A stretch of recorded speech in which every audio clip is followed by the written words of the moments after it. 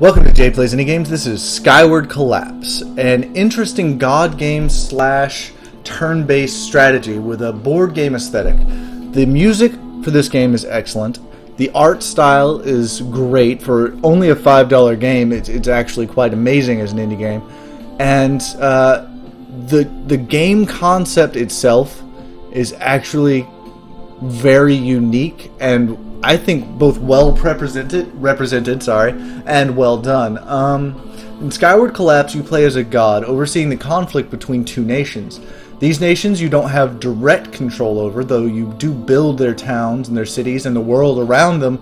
You can't control the people in them, and the people in them hate each other. They're going to be fighting each other the whole time, and your entire job is to keep both of them alive, while pursuing this conflict as much as possible and allowing them to basically kick each other down as hard as you can. So, I'm going to start a new game here and just show off the early game a bit.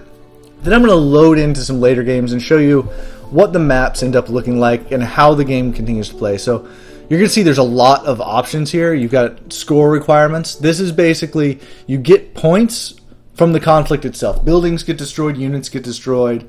All of this gives you points. You can cast certain spells that give you more points that make the game easier or more difficult. If you cast certain spells, the game actually gets substantially easier and you lose a lot of points for casting those. Woe frequency tells you the frequency of random events that occur in the game. And these events can dramatically alter the balance between the two factions. General difficulty changes the rate at which non-faction units spawn, which target both sides of the conflict. They are called bandits in this. It also affects how units level up and just various things about the game that makes it more difficult or easier. You can choose which factions you're playing as. You can make them both the same faction if you want, though they'll still be fighting each other. Red versus blue. You can make them both Norse or both Greek. And you can change what type of playing field. I'm going to choose the starting playing field, the Ganon Fields.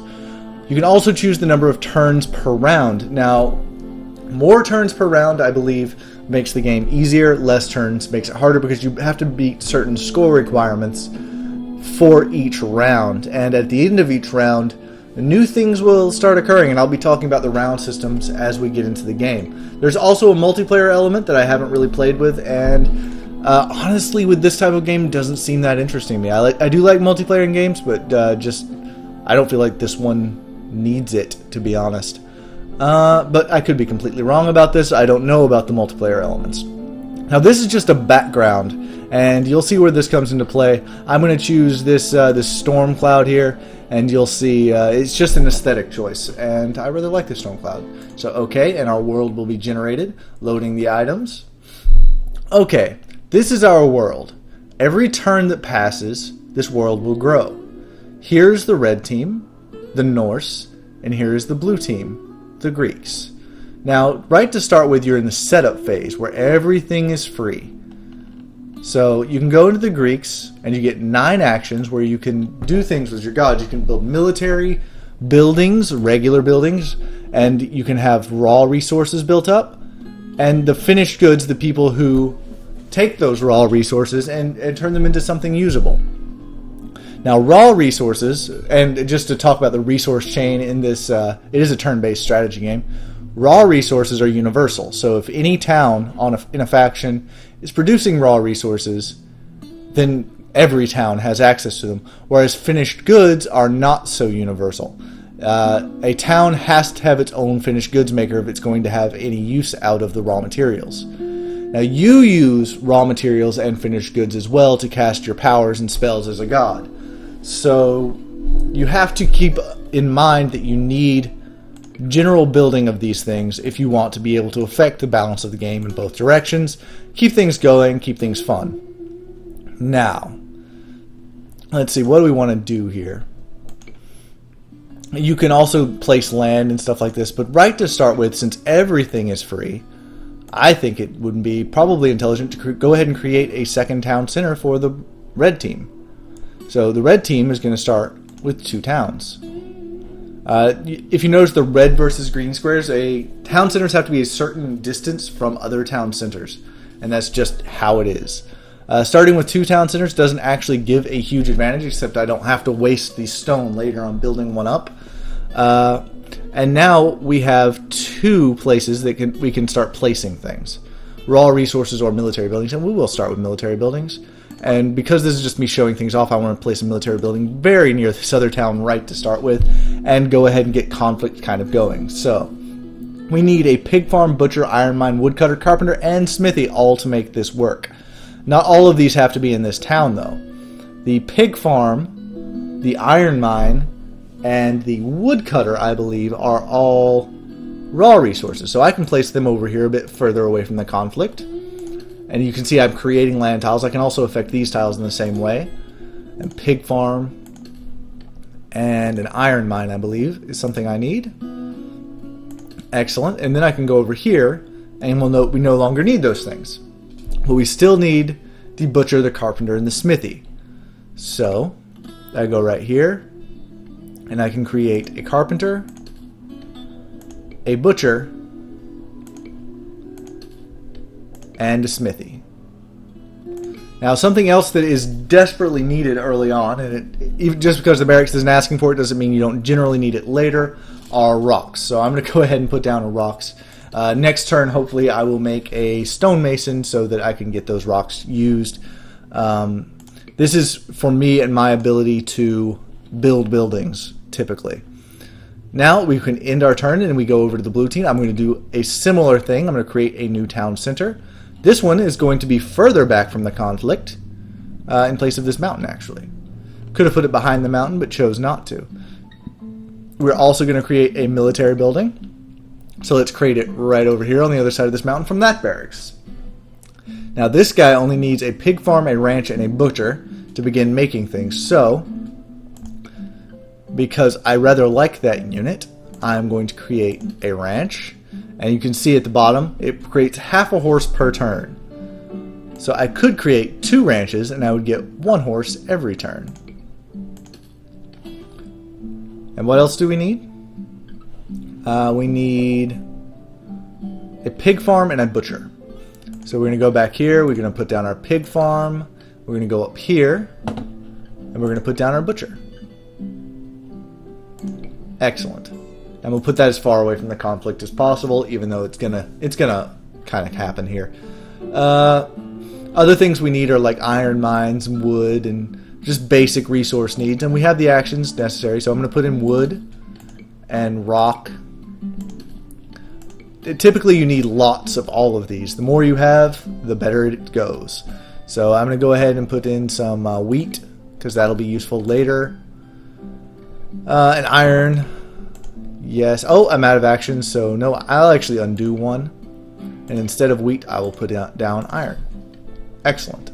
I want this conflict to start as quickly as possible, just so I can kind of show it off. Show off how the early game works. Okay, we're going to end our turn here. And we're going to go into our first real turn after the setup phase. Now, on every real turn, you get 3 actions. It's your choice whether or not to take these actions.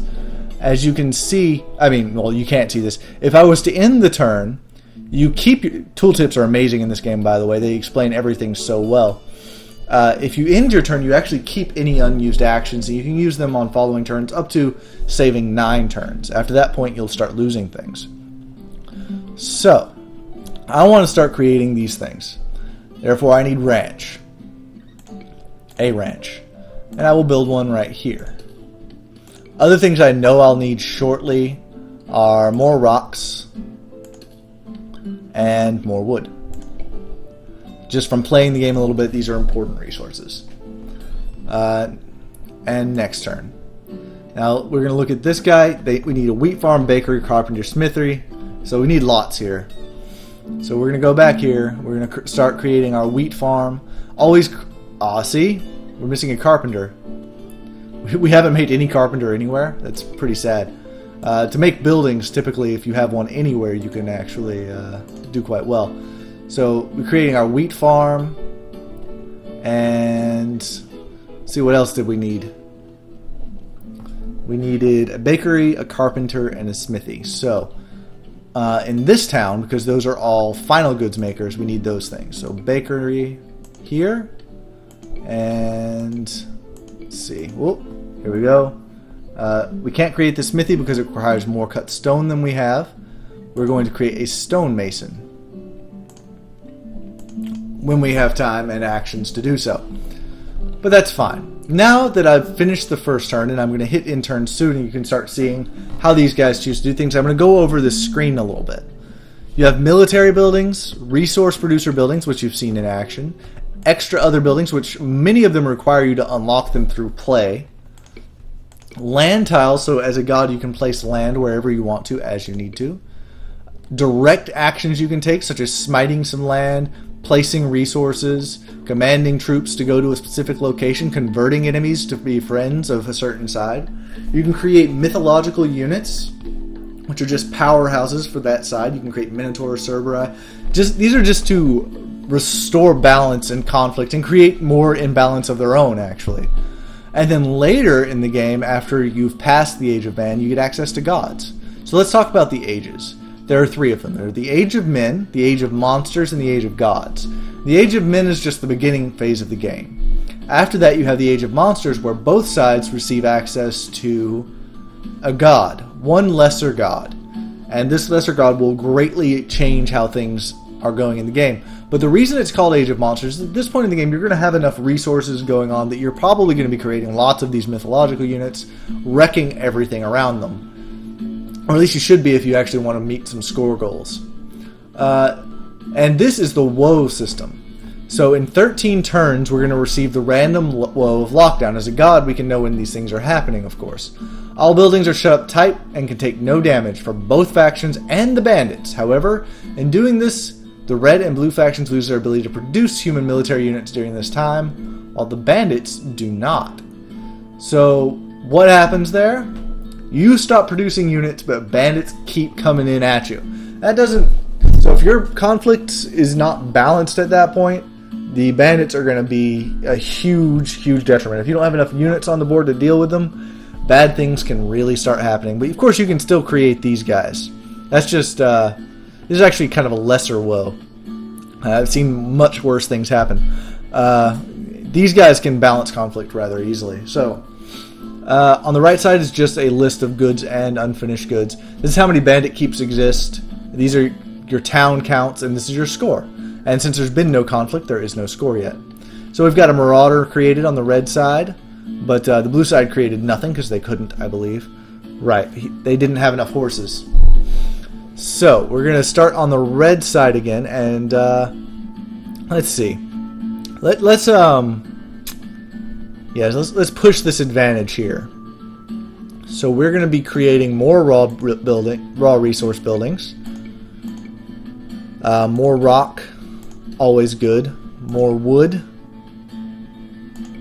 Yes, and what are we shortest on? Clay, sheep, things like this. What are we shortest on that barracks actually use? Melee weapons, so iron. We are short on iron, so we'll place down an iron mine. Oh, we can't because we don't have enough cut stone. Do I have a stonemason anywhere? I do not. So we're going to need more rock and wood for that. Fair enough. I'm just going to end the turn with one action remaining. Alright. On this side, we need to make it so these guys can start making units. So we need a carpenter and a smithy here. That also requires a stonemason, I believe. Which I always forget to build early. Put the stonemason back here. Because he exists, we can make our second carpenter, actually, but our only one for this town. And our smithy, hopefully? Yes. Okay, good. So this side will be able to defend itself soon. Alright, and end our turn. And yes, this guy's going to move in. You can speed up the movement of these animations. You can see it's not really that animated. But this is how the game starts, you know, you just slowly build up units and you fight each other off. It's quite nice. I'm going to skip to the middle of the game and show you how the game develops a bit. So let's exit out of here, load a save game, it's quite easy to do. And let's go to Age of Monsters 2. I believe that's where I wanted to show some things off to you guys. Okay. So Age of Monsters 2, you can see there's huge conflict been going on. All this used to be buildings, and now it's just destroyed land. And whenever land is destroyed, you can no longer build anything there. But several towns exist, 4 on each side, and this town's being destroyed in the as things go. Here is a lesser god, and I can talk about the god tokens a little bit now. For the red side, Uller is actually god. I don't know where he is hanging out at. There he is. And he has, just because of his existence, all allied ranged units have extra range, and that's hugely significant in a turn-based game like this. But he's also got other crazy abilities you can throw out. As soon as this bow has been placed on the map, all allied archery units become invincible. The turn after he reaches his bone, all non-god bandits join your faction. So you'd have just one unit joining your faction. I don't believe that building would actually join your faction right now, but that could be hugely effective if there were lots of bandits going on. And all bandit keeps are struck down. So if there's lots of bandits, he can just wipe them out. But further than that, gods don't typically move. But if I was to place one of these tokens down, say he's red faction, and I placed it behind this blue town, he would begin moving this way and killing any blue unit in his path. I don't think he would actually destroy the buildings. I could be wrong about that though. But he would be a massive balancing effect if blue is becoming far too powerful. Now on the red side, on the blue side, we've got Pan, god of the wild. While Pan lives, all military unit production for the enemy faction takes 50% more turns. So he slows down production for the other side. A direct powerful effect by him. Now let's end the turn and look at what he can do with his weak little tokens, because he is a lesser god. These are actually considered weak, and they're actually extremely huge. The turn after Pan reaches his instrument, he begins to play. All military units on the map are currently become distracted and do nothing, basically. They can only see one space. 10 raw resources for each faction of every resource rain down. So, wow. Everyone will suddenly start producing huge amounts of military units, basically. And he immediately destroys all bandit keeps. So, he can also destroy all the bandit keeps just like Uller can. Now, let's talk about balancing the game. Red faction currently has 24 units. Blue faction has 12. That's actually kind of fine. I could easily do things on the blue faction side to bolster them. I could throw out this Minotaur. He's worth like 3 or 4 units by himself. I could... Yeah, let's just do that. Throw out a Centaur right here. He's a balancing effect. So this conflict right here is going to go badly for blue, but there's quite a lot of power up here for them. And let's see. I'll create one more as well, just to drive it home to the enemy and balance things out. So this is how you restore conflict. Now, it would probably be more intelligent for me, because I can place them anywhere, to place them way back here, so they can just actually start wrecking this town and weakening blue overall and giving me lots and lots of points. But I'm fine with that. I am fine with how things are right now. So we're going to end this turn, and you can kind of see how things go. We've got everything at 4 times power. Lots of units are being made. Lots of units are moving around. Combat occurring. Now, this is only a $5 title, so you're not going to see huge animations or anything like this. If that bothers you, this is obviously not your kind of game. If you're into the actual deep strategy, though, this may very well be perfect for you. Yes, that's a light elf for the human side moving around. You can speed things up faster than this if you need to. Go to 8 times speed. This becomes necessary after what I'm going to do next to show off how you can make mistakes and totally imbalance the game if you're not careful. So the Centaur is moving forward. All well and good. Okay, couple things happening here. This side still has 24 units. This side now has 13. In one turn, crumble is going to occur. The continent's going to cease growing, and instead bits and pieces are just going to crumble away. So, like, parts of towns might fall off. Our connection to these bridges that I mostly created are going to fall off. Things like this. But another thing is going to happen. I'm going to create... Oh, I'm not going to create it because I don't have any jewelry. So I'm going to show that off with a different save file then. But, yeah, so let's go to a different save file, and I'm going to show you another huge thing in this game, where if you do the wrong thing, you can dramatically change what's going on. So yes, this is perfect. I'm going to show you a woe and the effect of it. I'm also going to show you, because I think I have enough resources to do this kind of thing now. This is a bit later in that same game. How you can imbalance things. So things have gotten a little bad. 6 towns on this side. Let's see, 4 on this side. 24 and 26 units though. So as far as actual current units, everything's fine. We'll end the turn here and watch things go down. Everything's rather fast, but you see the world just incredibly changed. Hugely, actually, because the woe that just occurred changed every land tile just to a random other land tile. And that's huge. These land tiles have a incredible effect on gameplay itself. Marshland is difficult to fight in, so this guy's in a horrible position. Hills provide attack advantages. Some of these woodlands are inhabited and units will just pop up out of them. Things like this. So our balance is now 30 to 19. Now, if I wasn't paying attention and I was just like, I want to rack up some score, I could place down the Yggdrasil. Oh, I can't place it down right now. Yes, I can. Good. Not enough resources. What do I need to place down the Yggdrasil? One more. Okay, so I'm going to let one more turn go and allow this conflict to continue. And I'm going to show you what happens if you don't pay enough attention. And you can see my gods are actually moving around right now, fighting and all this other stuff, because this was the middle of an actual game. My score on turn 51 is well on its way to what I need by turn 90. And if you don't want to watch all these animations, you can always hit end, and you can get a detailed report of what happened on the previous turn. Also, all these little X's on the map, these little cross swords, show you what's going to be happening on each turn. 39,000 fatal damage to Marauder from Pan, for instance. So my god is killing people. Alright, so 21 units, Vice 32.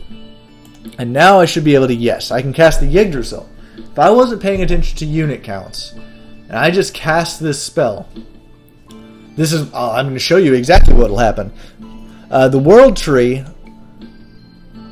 basically causes every unit to gain a doppelganger every turn with compounding effect. So if you have 30 units on one turn, you'll have 60 on the next. If you have 60 on the next, you have 120 on the next, etc., etc. And this happens to both sides. Now, this is a great way to boost score because it causes massive conflict, basically filling the map with units. On the other hand, you'll be able to see what happens after a couple of turns of that Yggdrasil existing.